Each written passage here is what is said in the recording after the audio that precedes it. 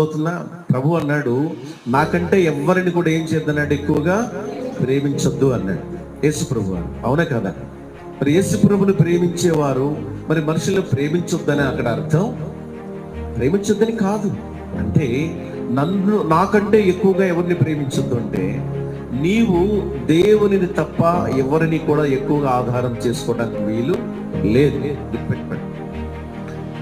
ఈ బంధం ఎంతకాలం ఉంటుందండి? భార్య భర్తలు ఎంతకాలం ఉంటారు? 60 సంవత్సరాలు 70 సంవత్సరాల తర్వాత నేను పోతాను, మా ఆవిడ పోతే, అలాగే అందరూ పోతాం. ఈ బంధం శాశ్వతమా? మరి ఏ బంధం శాశ్వతం? రేపొద్దున ఇక్కడ చనిపోయిన తర్వాత ఇక్కడ కళ్ళు మూస్తే పరలోకంలో కళ్ళు తెరుస్తుంది. దేవునికి స్తోత్రం కలుగునుగా. హల్లెలూయా.